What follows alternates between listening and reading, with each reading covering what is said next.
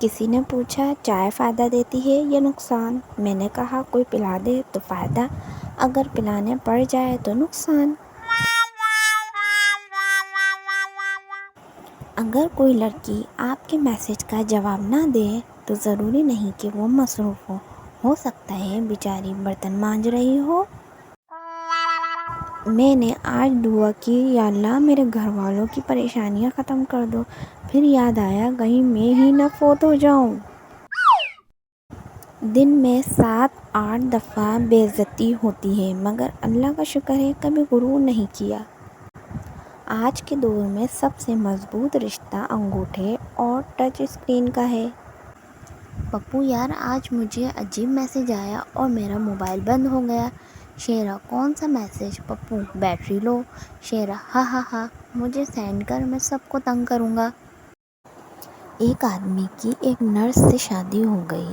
کسی نے پوچھا کیسا چل رہا ہو تو بولے یار عجیب مصیبت ہے، جب تک سسٹر نہ بولو سنتی ہی نہیں۔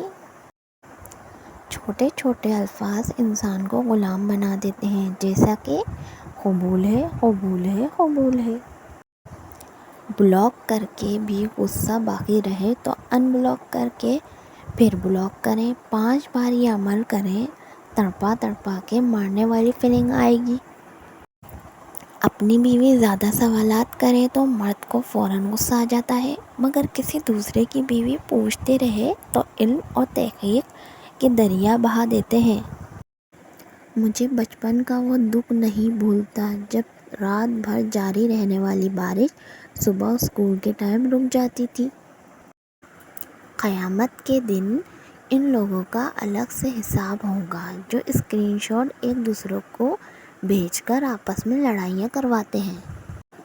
پہلے دل کی سنو، پھر دماغ کی، اور پھر کرو وہی جس سے سب روکتے ہو۔ قیامت والے دن بھی امی کہیں گی فرشتے آ رہے ہیں، جاؤ چائے بنا کے لاؤ۔ میری امی کا فیورٹ ڈائلاگ، تمہاری عمر کی لڑکیاں پورے کا پورا گھر سنبھالتی ہیں۔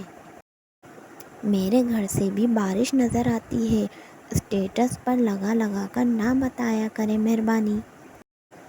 دل ہی اٹھ گیا ہر چیز سے سوائے کھانے پینے، گھومنے، سونے اور موبائل کے۔ تجھے دیکھتے ہی رب سے کر دی یہ آرزو، آلتو جلالتو آئی بلا کو ٹالتو۔